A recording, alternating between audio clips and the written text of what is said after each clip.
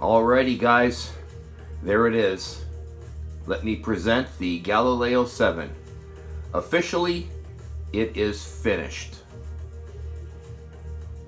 Of course, there is one small detail that I did not complete, and that is to mask off the power unit domes and then reshoot the entire build with a clear flat coat so that it doesn't have that shiny appearance, and I may still do that.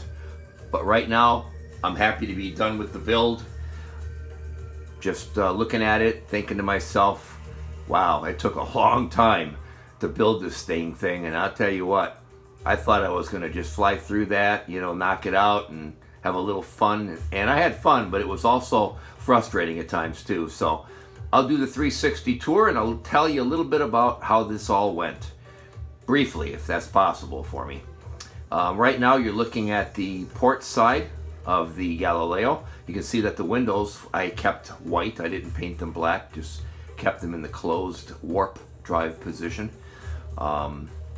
I did not outline the door panels. It looks outlined from this angle, but I did not. Reason being is I've got numerous coats of white paint, flat paint, clear coat on this, and if I try to scribe that with a fine point marker, that tip may walk right out of that groove, and then I'm going to end up with a bigger problem. So I think I'm going to leave well enough alone there. I like that angle. Turned out pretty cool. The vents underneath the name Enterprise I painted in a medium gray. I did not put that silver band aft of the power unit dome. I left it off in the interest of time. I did not paint the power unit cap or the vents that precede it, and that would be the power unit cap there and the vents right in front of it there, simply because they're not painted in the original series. And not that this Galileo emulates the original shuttlecraft. It does not. I mean, it does, to a point. If you look at it, it's the shuttlecraft, but technically there's all kinds of issues with it in terms of its accuracy. But nonetheless, this is how they built it. This is how it came in 1974, and I think it turned out really good for an out-of-box build. The decals, HDA ModelWorks decals, I really had a frustrating time with them as I started this project of putting decals on. Something I've never done before is an aftermarket decal package. Very challenging. The material is entirely different than the OEM product. And of course, these decals are extremely long, slender on the upper hull, and then of course on the nacelles, and they presented their own unique challenges. I screwed up one royally, so I had to replace that. Fortunately, HDA had some extras on the decal sheet, so I was able to fix that. Yeah, and of course I never got to use anything from the micro scale line of products because I never really did aftermarket decals. And even when I did OEM decals back in the day, I didn't have any type. I think there was Tester's decal set was all there was. There wasn't another brand. I mean, I'm old enough to have experienced this model kit when it first came out back in the early 70s. So, we didn't have a lot of that stuff at our disposal like you guys do now. And it's pretty awesome, frankly.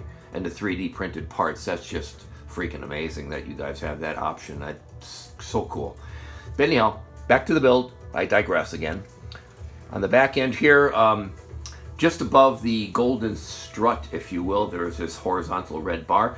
I did have a JT Graphics decal there, but I removed it. It was too long. And it's not that I didn't like it, really. It's just that it appears in one of my videos.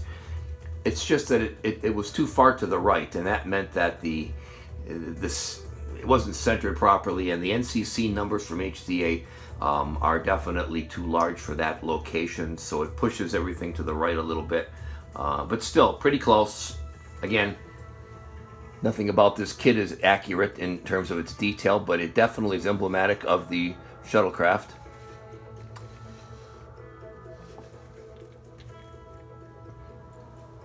All in all, pretty happy with the build. It's a really nice display. Looking forward to finding a nice place for it. That's another thing, you build these and then you try to figure out where you're going to put them. So I'm going to find a home for this. I kept the box. You can see it in the background there.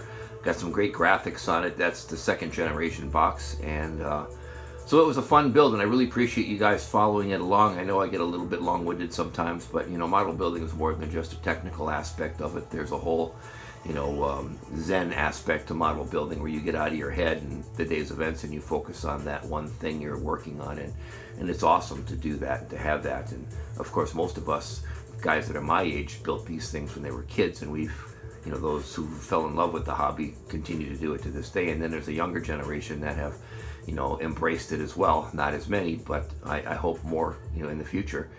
But this was a cool build. It was fun, brought back a lot of memories. And now it's onward to another project that I've had to put on hold, and I'm looking forward to getting back to the Apollo spacecraft model kit that I've started months ago.